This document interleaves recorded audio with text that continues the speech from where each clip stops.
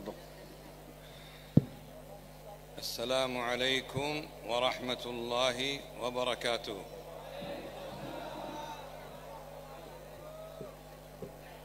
الحمد لله رب العالمين، وصلى الله وسلم وبارك على نبينا محمد وعلى آله وصحبه أجمعين. أما بعد، فنحمد الله الذي لا إله إلا هو على ما من به علينا من النعم الكثيرة الظاهرة والباطنة. ما تحتاج ترجمة. طيب. أشكر الأخوة الكرام الذين دعوني إلى هذه الدعوة التي أسأل الله عز وجل أن تكون مباركة ونافعة. সম্মানিত সুধীমণ্ডলী, আজকের আমাদের এই পর্বের সম্মানিত আলোচক বিশ্ববরেণ্য আলেম শেখ জাযাহুমুল্লাহু তার খায়রান সুন্দর আলোচনার মধ্যে প্রথমেই আল্লাহর প্রশংসা এবং রাসূল সাল্লাল্লাহু আলাইহি ওয়াসাল্লামের প্রতি সালাত ও সালাম পেশ করার পর তিনি বাংলাদেশ জমিয়তে আহলে হাদিস যে এত সুন্দর আয়োজন করেছে এই জন্য জমিয়তে আহলে হাদিসের কর্তৃপক্ষকে ধন্যবাদ জ্ঞাপন করেছেন। জাযাহুমুল্লাহু খায়রান আলা হাযাল জুহদ ওয়া জাযাকুমুল্লাহু খায়রান আলা হুযুরিকুম। এই মেহনত যে জমিয়ত করেছে এই জন্য জমিয়তকে আল্লাহ রাব্বুল আলামিন উত্তম জাযা দান করুন এবং আপনারা যারা আজকে উপস্থিত হয়েছেন আপনাদের সকলকে উত্তম পারিতোষিক আল্লাহ রাব্বুল আলামিন দান করুন। والمشايخ الكرام الضيوف لعلهم تكلموا كثيرا بما هو أنفع من كلامي. শেখগণ ইতিমধ্যেই যারা আলোচনা করেছেন তারা হয়তোবা আমি যা আলোচনা করব তার চেয়ে অধিকতর উপকারী বিষয়ে আলোচনা করেছেন। ولكن هذه مشاركة من باب الذكرى فإن الذكرى تنفع المؤمنين. কিন্তু এটি হচ্ছে আপনাদের সাথে একটু অংশগ্রহণমূলক আলোচনা, আর এটাই হলো জিকির। আর আল্লাহ রাব্বুল আলামিন বলছেন জিকির মুমিনদের উপকারে আসে। في أي سورة قال الله عز وجل وذكر فإن الذكرى تنفع المؤمنين؟ আল্লাহ রাব্বুল আলামিন কোরআনুল কারীমে বলেছেন ওয়াযাক্কির ফাইন্না যিকরা তানফাউল মুমিনিন। قال ذلك في سورة الذاريات. অনুরূপভাবে তিনি সূরা আয-যারিয়াতেও আরেক আয়াতে এই মর্মে উল্লেখ করেছেন। لما قال وذكر فإن الذكرى تنفع المؤمنين قال وما خلقت الجن والإنس إلا ليعبدون. যখনই তিনি এই জিকিরের কথা বলেছেন তখনই তিনি বলেছেন উল্লেখ করেছেন যে ওমা খালাকতুল জিন্না ওয়াল ইনসা ইল্লা লিয়াবুদুন, আমি জিন ও ইনসানকে কেবলমাত্র আমার ইবাদতের জন্য সৃষ্টি করেছি। فدل هذا على أن أهم شيء أذكر به نفسي وإياكم أن الله عز وجل خلق الجن والإنس لعبادته. আমি আমাকে এবং আপনাদের সকলকে একথা স্মরণ করিয়ে দিচ্ছি এবং এই আয়াতে কারিমা যা প্রমাণ করছে তা হলো আল্লাহ রাব্বুল আলামিন আমাদেরকে তার ইবাদতের জন্য সৃষ্টি করেছেন। فعلى كل مسلم أن لا ينسى هذه الحقيقة أن الله خلقنا لعبادته. কোন মানুষের জন্য এই কথা ভুলে যাওয়া কোনোভাবে উচিত হবে না যে আল্লাহ রাব্বুল আলামিন তার ইবাদতের জন্য আমাদেরকে সৃষ্টি করেছেন, এই কথা ভুলে যাওয়া কখনোই উচিত হবে না। ولعبادته وحده لا شريك له. তার ইবাদত বলিতে বোঝায় তাকে একক ও অদ্বিতীয় গণ্য করা। فإن الله عز وجل أمرنا أن نعبده ونهانا أن نعبد غيره. কেননা আল্লাহ রাব্বুল আলামিন আদেশ করেছেন আমরা যেন তার ইবাদত করি এবং তাকে বাদ দিয়ে অন্য কোনো গায়রুল্লাহর পূজা ইবাদত না করি। لذلك قال الله عز وجل واعبدوا الله ولا تشركوا به شيئا. এই কারণেই আল্লাহ রাব্বুল আলামিন বলেছেন ওয়াবুদুল্লাহ ওয়ালা তুশরিকু বিহি শাইআ, তোমরা আল্লাহর ইবাদত করো আর তার সাথে কোনো বস্তুকে শরীক করিও না। ومعنى شيئا تشمل كل شيء، الملائكة، الرسل، الأولياء، الشمس، القمر، النار، البقر. نهانا الله عز وجل نعبد أي شيء معه. এখানে আল্লাহ রাব্বুল আলামিন কোনো বস্তু শরীক করো না, এই কথার মাধ্যমে তিনি এই কথা স্পষ্ট করে দিয়েছেন যে আল্লাহর সাথে সৃষ্টি শরীক করে যাবে না কোনো ফেরেশতা মণ্ডলীকে, কোনো নবী ও রাসূলকে, তথাকথিত কোনো ওলি আউলিয়াকে এবং চন্দ্র ও সূর্য ইত্যাদি যাদের মানুষ অর্চনা করে থাকে, এইগুলি সবগুলিকেই বর্জন করতে হবে। لماذا؟ কেন? لأن الله عز وجل هو الذي خلقنا এই জন্যই যে আল্লাহ রাব্বুল আলামিন তিনিই সেই সত্তা যিনি আমাদেরকে সৃষ্টি করেছেন, وهو الذي يملكنا তিনি আমাদের মালিক, وهو الذي يدبر أمورنا তিনি আমাদের প্রত্যেকটা বিষয় পরিচালনা করে থাকেন, وهو الذي يرزقنا তিনি আমাদেরকে জীবিকা দিয়ে থাকেন, وهو الذي يميتنا ويحيينا তিনি আমাদের জীবন দিয়ে থাকেন এবং তিনি আমাদের মৃত্যু দিয়ে থাকেন। فلما كان الله هكذا كذلك وجب أن يعبد هو ولا يعبد غيره যেহেতু আল্লাহ এই সমস্ত মহাগুণে গুণান্বিত, কাজেই এই গুণের দাবি হচ্ছে কেবলমাত্র তারই ইবাদত করা, তার সাথে অন্য কাউকে শরীক না করা। أما غير الله عز وجل অতঃপর গায়রুল্লাহ বলতে বোঝায় حتى لو كان عظيما যদিও সেটা বড় হয়, أو صالحا অথবা কোনো নেক মানুষ হয়, أو كبيرا অথবা কোনো কিছু সংখ্যায় বেশি হয়, أو مشهورا অথবা কোনো প্রসিদ্ধ ব্যক্তি হয়, أو غنيا অথবা কোনো ধনী ব্যক্তি হয়, أو يعطينا অথবা কোনো يعطينا أموالا أو أنه কেউ أب কোনো দাতা হয় যে আমাদেরকে মাল সম্পদ দিয়ে থাকে, يبقى كل هؤلاء مخلوقون لله عز وجل এই সবগুলি হলো আল্লাহর মখলুক, তারা সকলেই আল্লাহর সৃষ্টি, তাদের কোনো ইবাদত পাওয়ার যোগ্যতা নেই। ولذلك الله يقول جل وعلا أفمن يخلق كمن لا يخلق أفلا تذكرون না, أفمن يخلق وهو الله كمن لا يخلق وهو غير الله هذا مثل هذا أفلا تتذكرون কাজেই এখানে যারা আল্লাহর ইবাদত করেন আর যারা গায়রুল্লাহর ইবাদত করে থাকেন, দুটির দৃষ্টান্ত কি এক হতে পারে? তারা কি বুঝে না? তারা কি ভাবে না? তারা কি তাদাব্বুর করে না, চিন্তা করে না?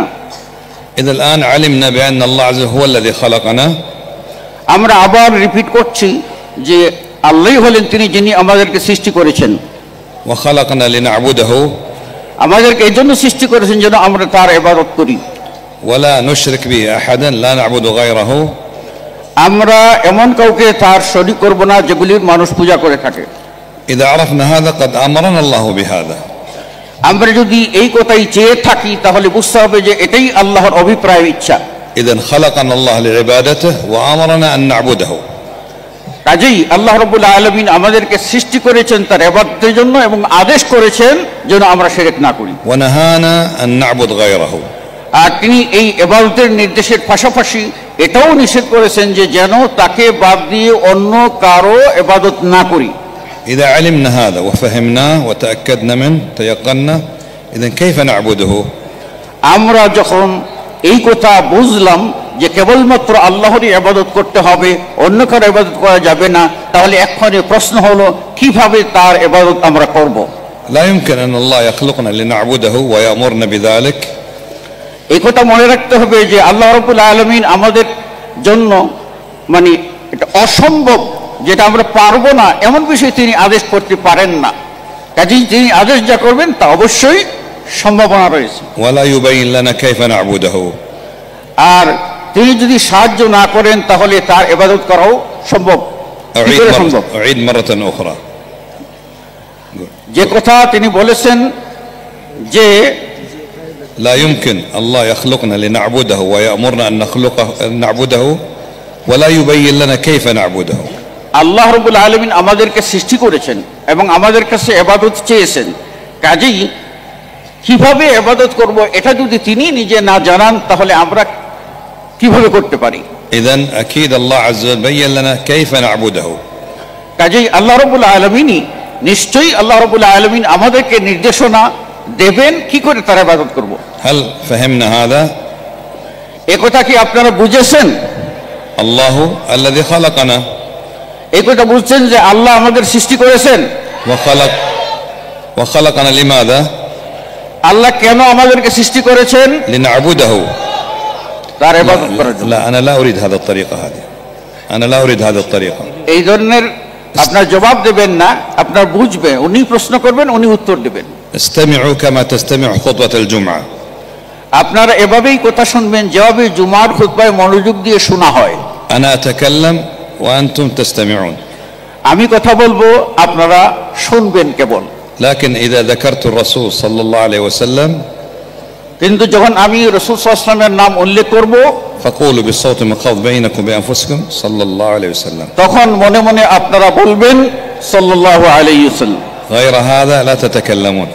এছাড়া অন্য কোনো বাক্য, স্লোগান কোনো কিছুই উচ্চারণ করা যাবে না। إن شاء الله اتفقنا على هذا. ইনশাআল্লাহ আমরা কি এই কথা একমত হলাম? قلنا لا تتكلمون. তিনি বলছেন এই তো বললেন কথা বলবেন না, আবার তো আপনারা এই কথা বললেন। طيب মাশাআল্লাহ। إذن الآن خلقنا الله لنعبده আল্লাহ সৃষ্টি করেছেন আমাদেরকে এবং তার ইবাদত করার জন্য। وأمرنا أن نعبده আমাদেরকে আদেশ করেছেন তার ইবাদত করতে, وبين لنا كيف نعبده. এবং আমাদেরকে বর্ণনা দিয়েছেন কি করে তার ইবাদত করব। كيف بين لنا أن نعبده؟ كيف بين لنا كيف نعبده؟ কিভাবে তিনি যে বর্ণনা দিলেন আমরা তার ইবাদত করব। اختار رسولا اختار رسول الله اصطفاه واختاره. তিনি আমাদেরকে এই গাইডলাইন দেওয়ার জন্য রাসূল নির্বাচন করেছেন। وأوحى إليه بالوحي علمه. এবং তিনি তা ওই রাসূলের প্রতি ওহী নাযিল করেছেন এবং শিক্ষা দিয়েছেন। وأمره أن يبلغ البلاغ المبين. এবং আমাদেরকে আদেশ করেছেন স্পষ্ট দলিল অনুসরণ করার জন্য। كيف نعبد الله عز وجل؟ কি করে আমরা আল্লাহর ইবাদত করব। وما الذي أحله الله لنا؟ এবং এটা কে আমাদের জন্য বৈধতা দিল। وما الذي حرمه علينا؟ আর কে আমাদের প্রতি এসব কিছু কাজ হারাম করলো। وما الذي يجب علينا؟ কোনটা আমাদের উপরে ফরজ। فأكمل الله الدين. আল্লাহ রাব্বুল আলামিন দিন পরিপূর্ণ করে দিয়েছেন। فلم يتوفى الله نبيه إلا بعد إتمام الدين وبلاغ الدين كاملا. আল্লাহ তার নবীকে উঠিয়ে নেননি যতক্ষণ না দিন পরিপূর্ণ করে দিয়েছেন। فقال الله عز وجل اليوم أكملت لكم دينكم. আল্লাহ রাব্বুল আলামিন বলেন আজ আল-ইয়াওমা আকমালতু লাকুম দীনাকুম, আজকের দিনে তোমাদের জন্য তোমাদের দ্বীনকে পরিপূর্ণ করলাম। وأتممت عليكم نعمتي. এবং আমি তোমাদের জন্য আমার নিয়ামত পরিপূর্ণ করে দিলাম। ورضيت لكم الإسلام دينا. আর তোমাদের জন্য দ্বীন হিসাবে ইসলাম দিয়ে আমি এতেই সন্তুষ্ট। أريدكم أن تستشعروا هذه النعمة العظيمة. আমি চাই আপনারা অনুভব করুন এই মহান নিয়ামতকে। دين أكمله الله عز وجل بنفسه. আল্লাহ রাব্বুল আলামিন أكمله الله complete. আল্লাহ রাব্বুল আলামিন যেহেতু তিনি কমপ্লিট করে ফেলেছেন وأتم به النعمة.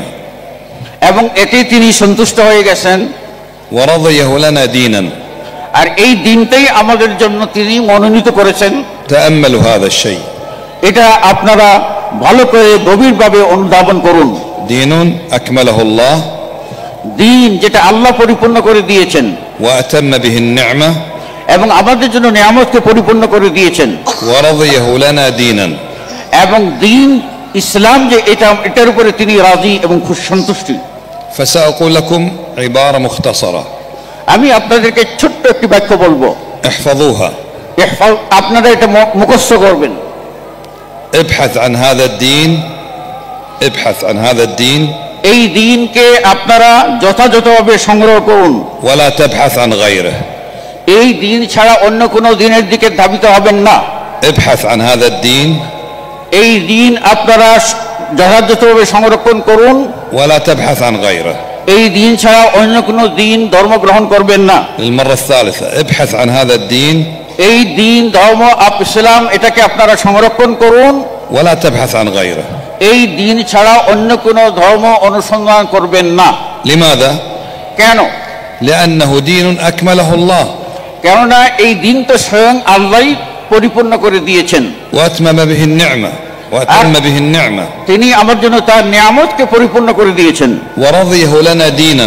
আর আমাদের জন্য তিনি দিন হিসাবে এতেই তিনি তার নিজস্ব সন্তুষ্টি প্রকাশ করেছেন। فأي إنسان عاقل কোন জ্ঞানী ব্যক্তি ولو نصف عقل অত কিছু যদি তার জ্ঞান থাকে, سيجد أن هذا الدين الذي يجب علينا أن نبحث عنه.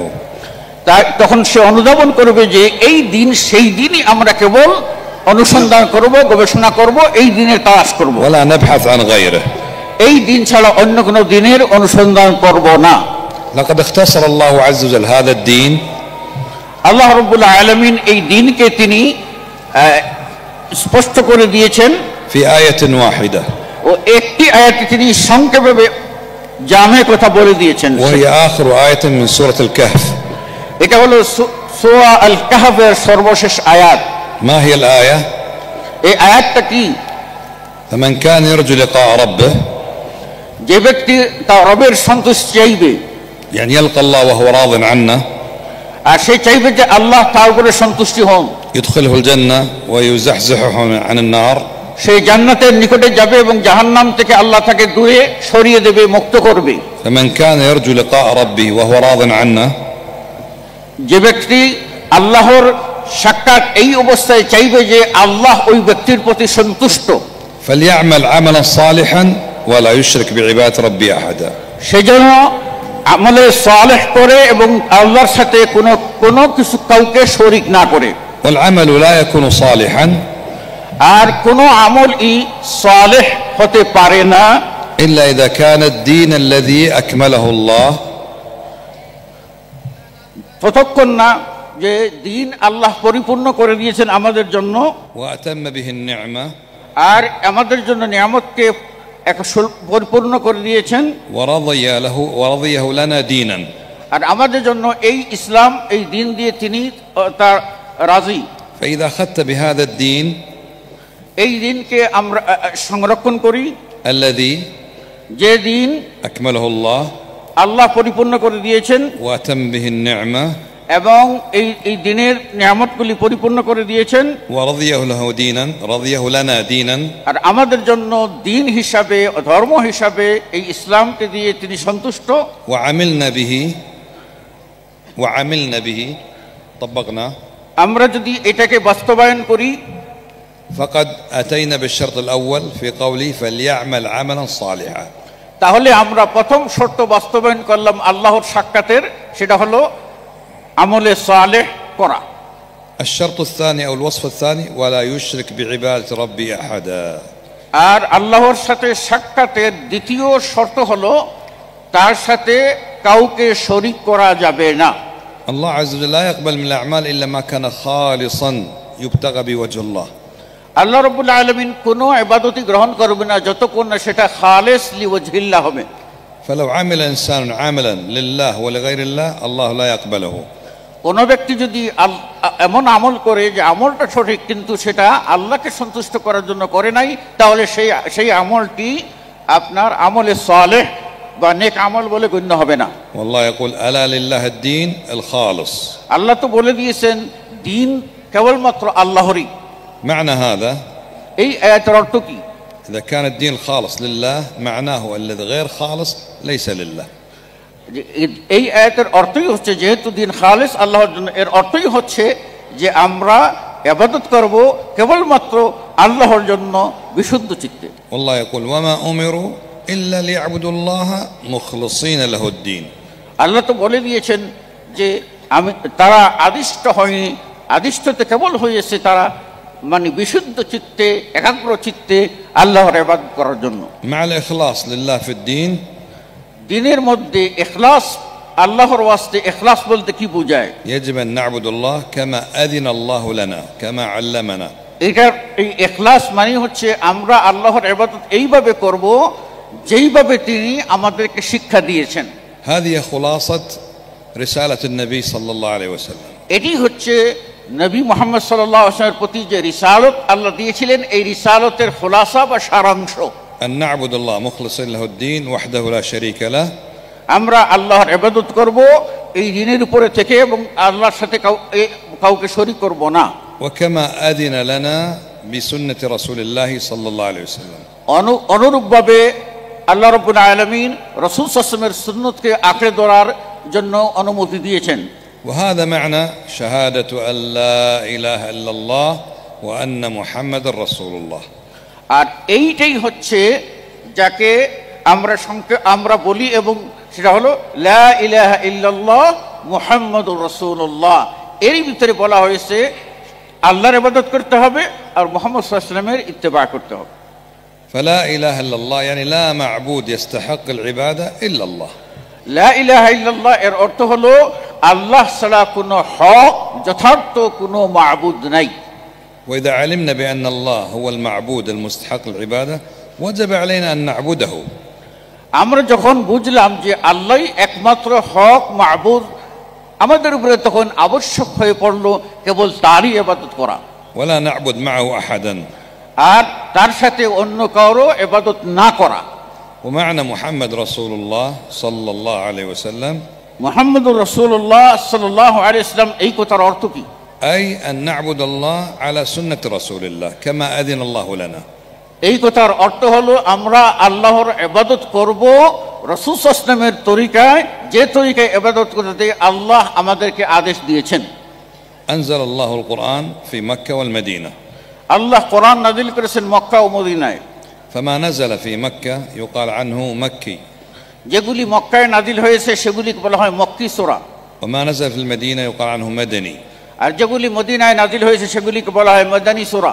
لكن في بعض العلم يقول ما كان قبل الهجرة من القرآن اسمه مكي.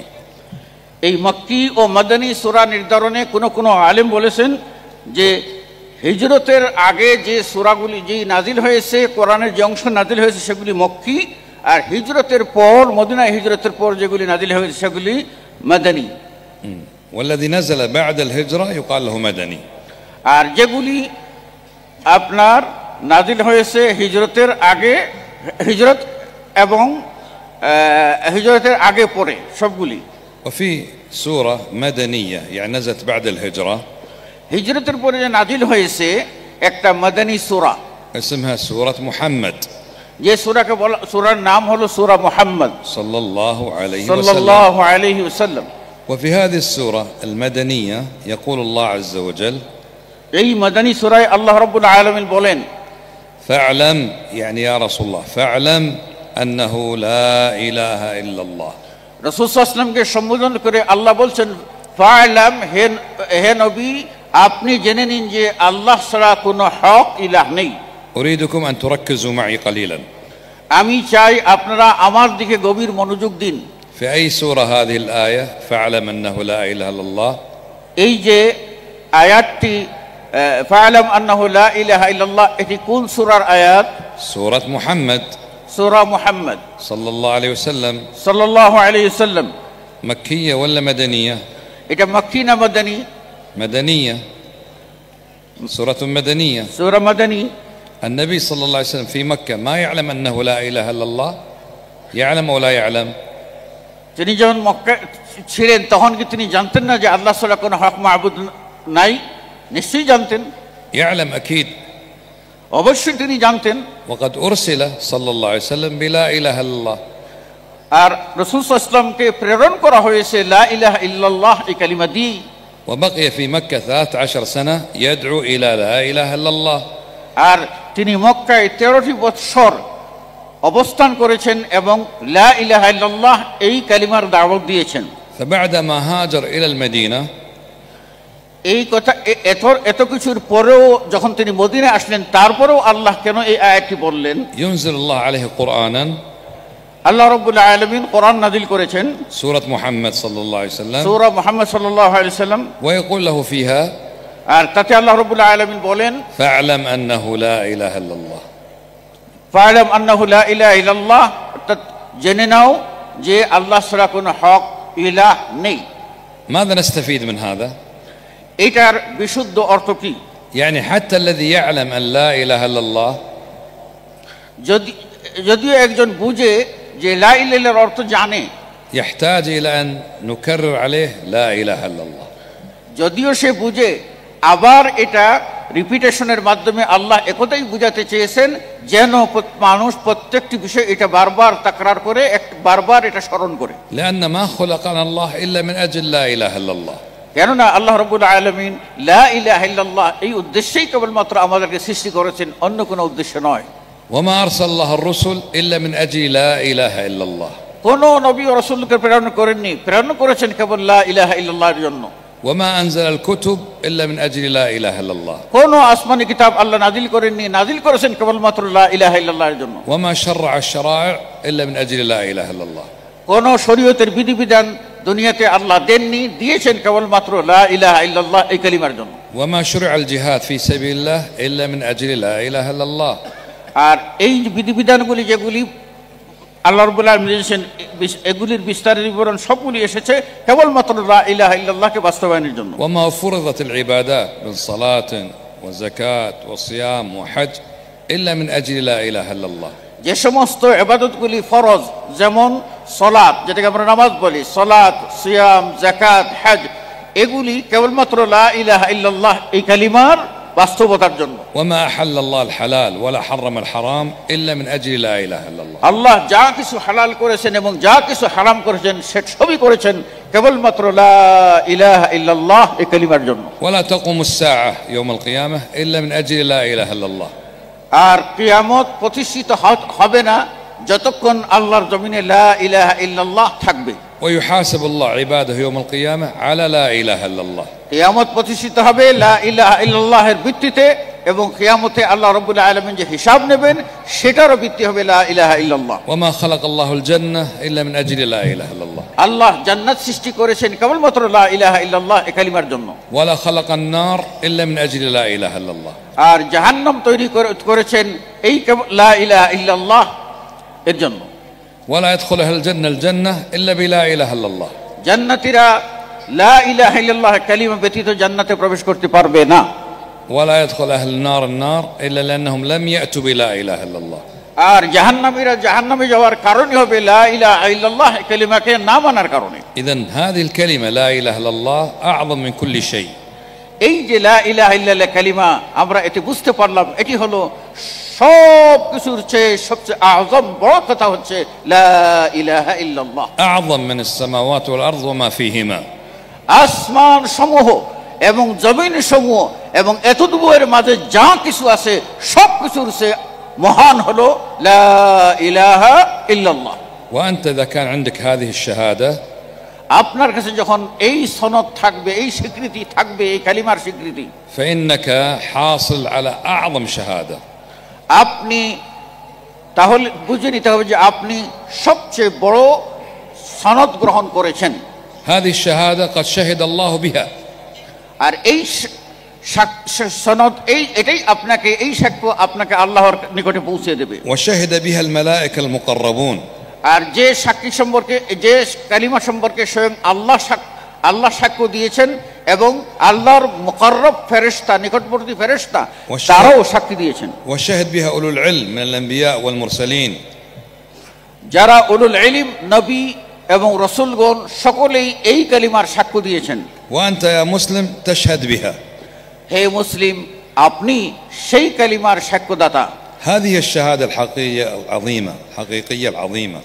এই মহান কালিমা সাক্ষ্য, لو لم يكن معك أي شهادة من شهادات الدنيا، যদি আপনার সাথে দুনিয়ার কোনো সনদ না থাকে, لكن عندك شهادة أن لا إله إلا الله، আছে কেবল লা ইলাহা ইল্লাল্লাহ এই সনদটুকু আপনার সাথে আছে, فهي خير من الدنيا وما فيها.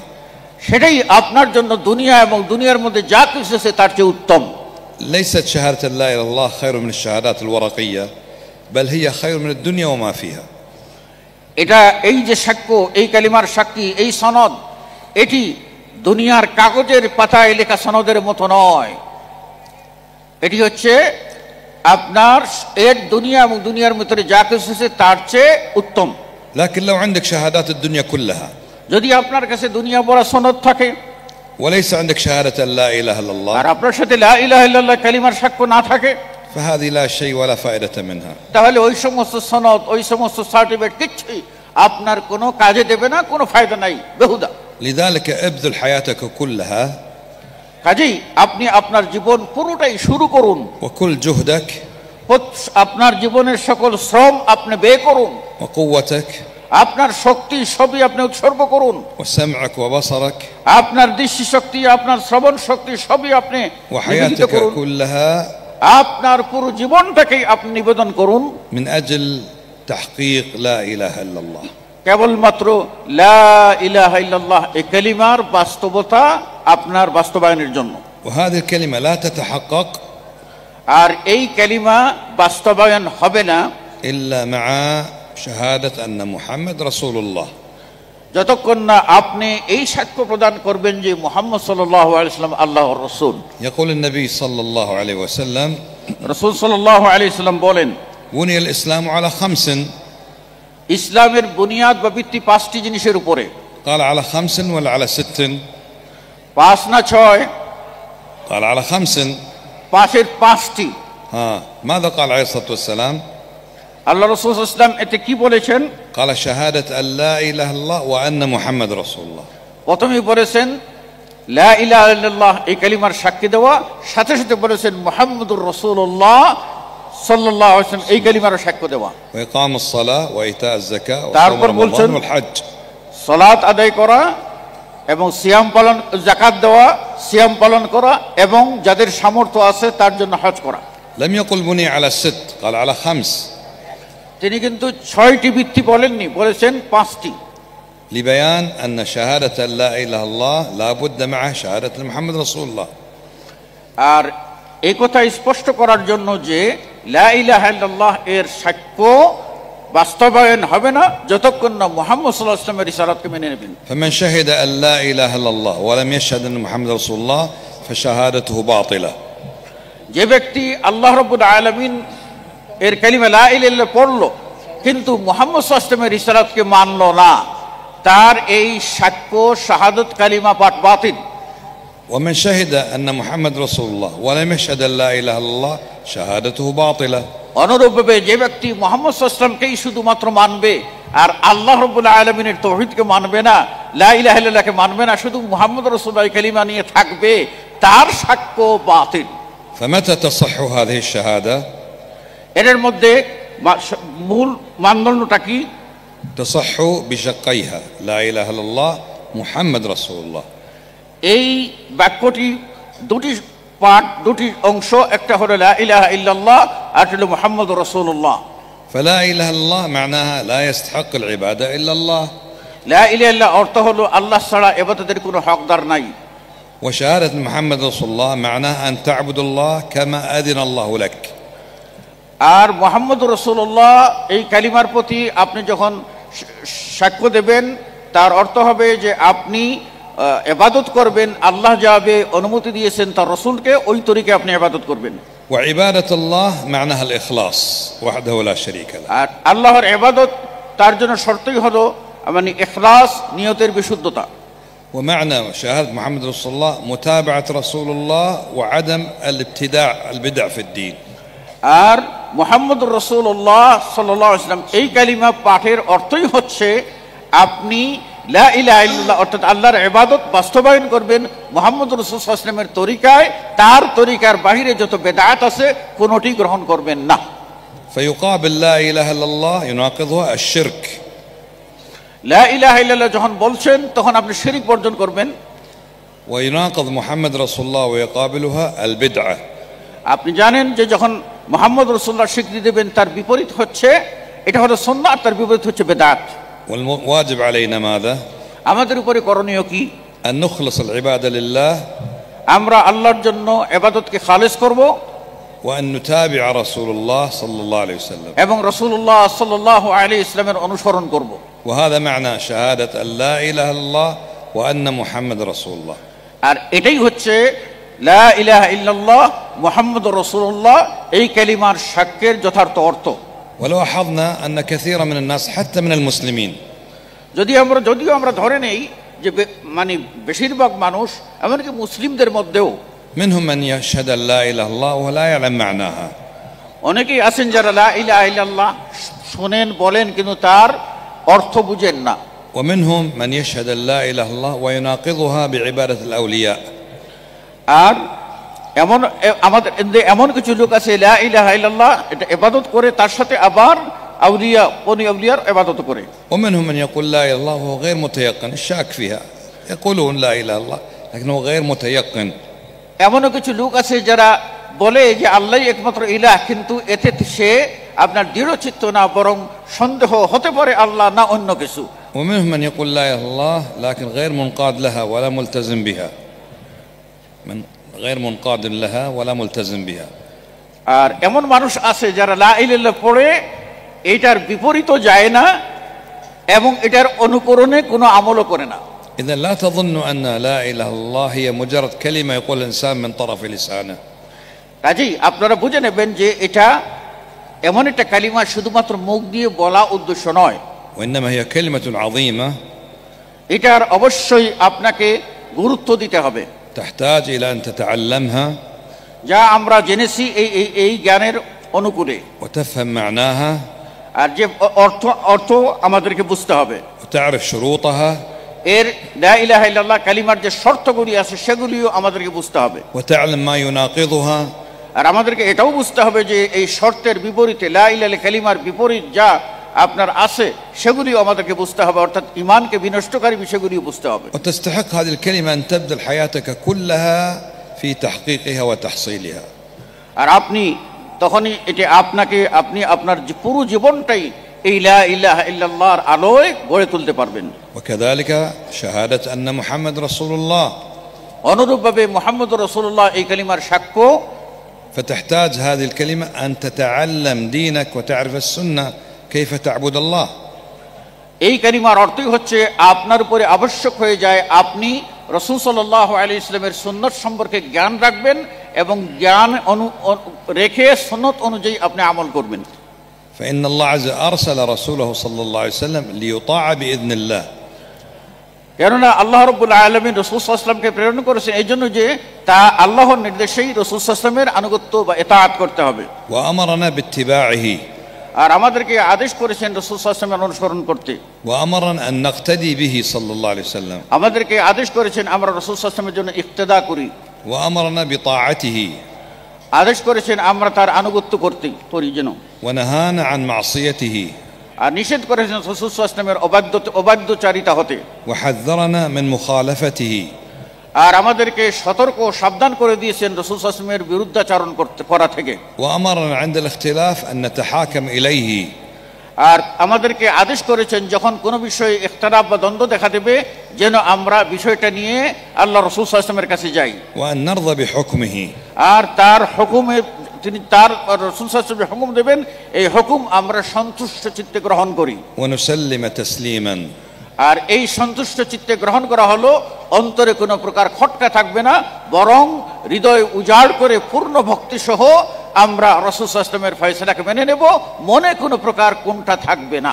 لا نتردد، কোনো বিষয়ে আমরা আপনার মনের ভিতরে কোনো প্রকার 19-20 এই জন্য সন্দেহ থাকবে না। ولا نقدم رأي أي إنسان على كلام النبي صلى الله عليه وسلم وحكم আর النبي صلى الله عليه وسلم. নবী সাল্লাল্লাহু আলাইহি ওয়াসাল্লামের মানে ফয়সালার বা তার কথার বিপরীতে কোনো মানুষের কথাকে এনে সমকক্ষ দাঁড় করাবো না।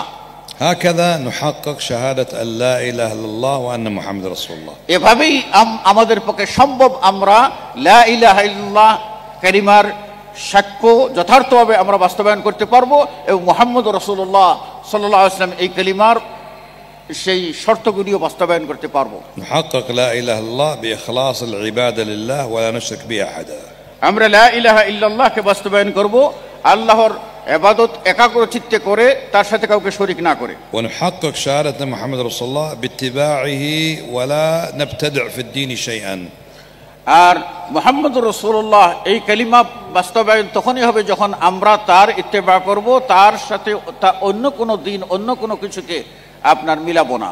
في النهاية في ختام الكلمة أنصح نفسي وإياكم আজ শেষ লগ্নে এসে আমি আমাকে এবং আপনাদের সকলকে উপদেশ দিচ্ছি أن نتفقه في الدين যেন আমরা দিন সম্পর্কে গভীর জ্ঞান অর্জন করি।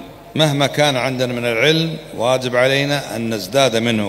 আমরা যতই আমাদের ইলম থাকুক না কেন তার চেয়েও বেশি আমাদেরকে জ্ঞান চর্চায় নিবেদিত হতে হবে। فإن الله يقول لنبيه صلى الله عليه وسلم আল্লাহ রাব্বুল আলামিন তার নবী সাল্লাল্লাহু আলাইহি ওয়াসাল্লামকে বলেছেন وقل رب زدني علما. ওকুর রব্বি জিদনি ইলমা, নবীকে আল্লাহ শিক্ষা দিয়েছেন নবীর জ্ঞান কত, তারপরে নবীকে শিক্ষা দিয়েছেন যে তোমরা বলো রব্বি জিদনি ইলমা, হে আমাদের রব, আমাদের ইলম তুমি বাড়িয়ে দাও। هو أعلم الناس بالله عز وجل وبدين الله. অর্থাৎ আল্লাহ রাব্বুল আলামিনই মানুষ সম্পর্কে সবচেয়ে সর্বাধিক পরিজ্ঞাত। ومع ذلك يأمره الله عز وجل أن يسأله ويقول ربي زدني علما. এতৎসত্ত্বেও তিনি তার নবীকে শিক্ষা দিচ্ছেন যেন তিনি বলেন রব্বি জিদনি ইলমা, হে আমার রব আমার ইলমকে বাড়িয়ে দাও। والنبي صلى الله عليه وسلم يقول আর নবী সাল্লাল্লাহু আলাইহি ওয়াসাল্লাম বলেন من يريد الله به خيرا يفقهه في الدين. আল্লাহ যার কল্যাণ চান তাকে দিনের ফিকহ বা দিনের সমুজ বুঝ আল্লাহ দান করেন। إذا كان من أراد الله به خيرا فقهه في الدين. আমরা যদি মানে কল্যাণ চাই তাহলে দ্বীনকে আমাদের বুঝতে হবে। إذن مفهوم من هذا الحديث أن من لم يرد الله به خيرا صرفه عن الفقه في الدين. يفهم منه أن من لم يرد الله به خيرا صرفه عن التفقه في الدين. যে ব্যক্তি এই যে সারাংশটি তিনি বললেন তাওহীদ ও রিসালাত সম্পর্কে, এটুকু যদি কেউ না বুঝে তাহলে সে যেন দ্বীন থেকে বিচ্যুত হয়ে গেল। إذا أراد الله بك خيرا فقهك في الدين. আল্লাহ যদি আপনার কল্যাণ চান তিনি আপনাকে দ্বীনের বুঝ দান করবেন। وإذا لم يرد الله بك ذلك صرفك عن الفقه في الدين. আর যদি আল্লাহ রাব্বুল আলামিন এটা না চান তাহলে দেখা যাবে যে আপনাকে সরিয়ে রাখবেন দ্বীন থেকে আপনি সরে যাবেন। ولذلك تجد كثيرا من الناس এজন্যই অধিকাংশ মানুষ عنده من علوم الدنيا তাদের চিন্তা চেতনা হলো দুনিয়া, في الطب في الإلكترونيات في التكنولوجيا، لكن ما يعرف دين الله عز وجل. সে চিকিৎসা বিজ্ঞান এবং তথ্য প্রযুক্তি ইত্যাদি নিয়ে সে পড়াশোনা করে গবেষণা করে, কিন্তু দ্বীনের জ্ঞান কেউ অর্জন করে না, বুঝে না। بينما قد تجد إنسانا يعني متواضع في علمه وفي عقله ويعرف الله ويعبد الله وحده لا شريك له.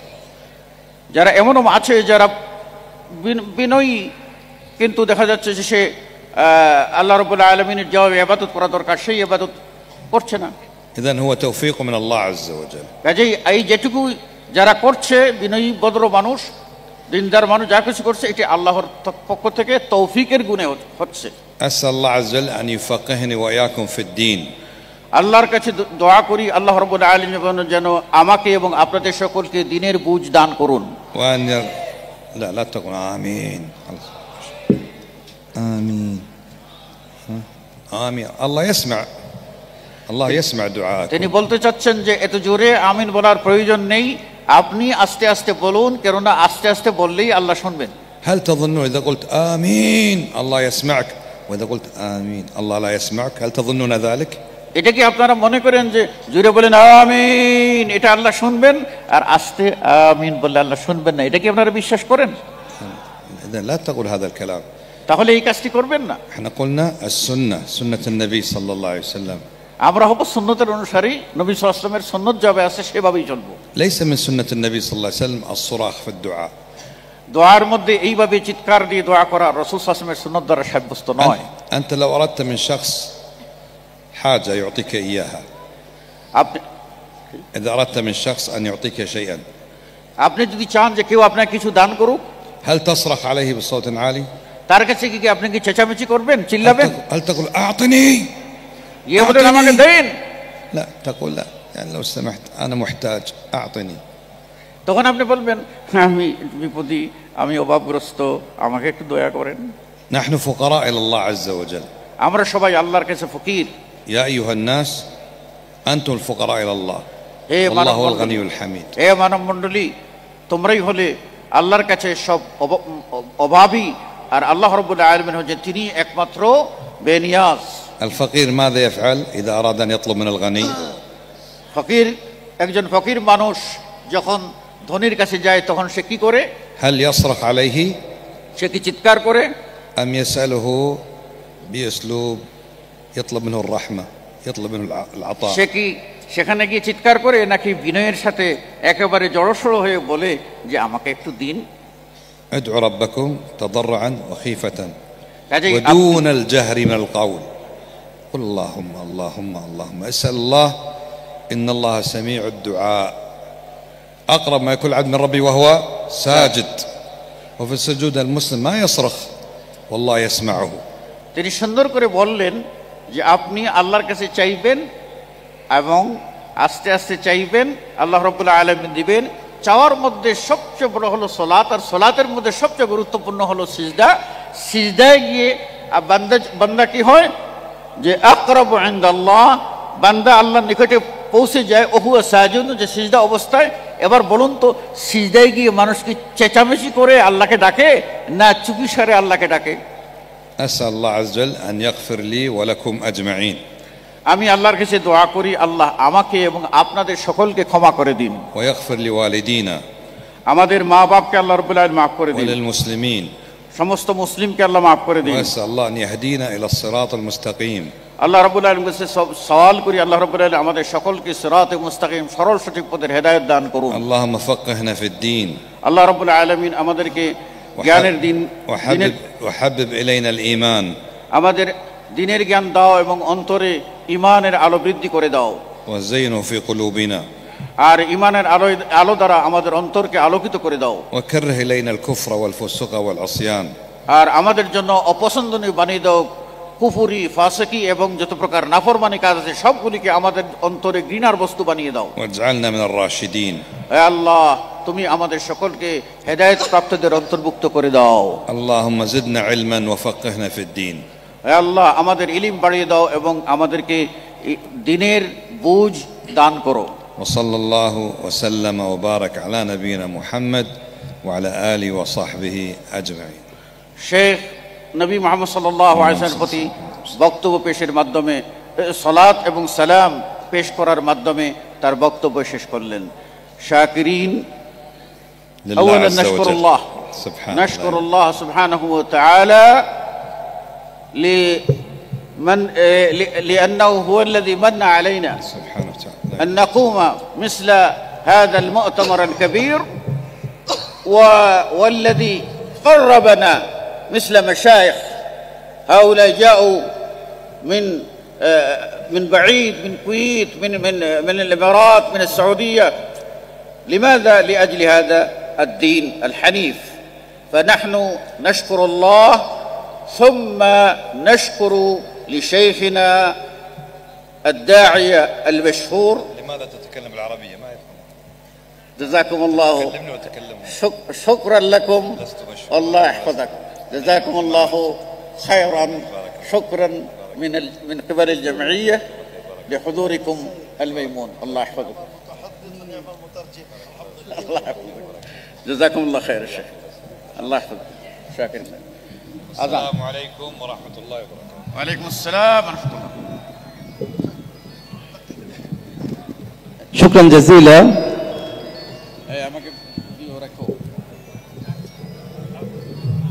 সম্মানিত উপস্থিতি, এখন কেশ প্রদান করা হবে। الآن يقدم الدر لشيخ سالم بن سعد الطويل، يقدم رئيس جمعية أهل الحديث বাংলাদেশ অধ্যাপক ডক্টর আব্দুল্লাহ ফারুক হাফিজাহুল্লাহ।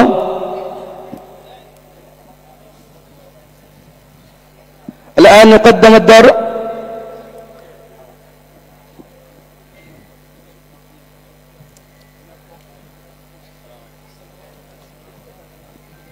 يقدم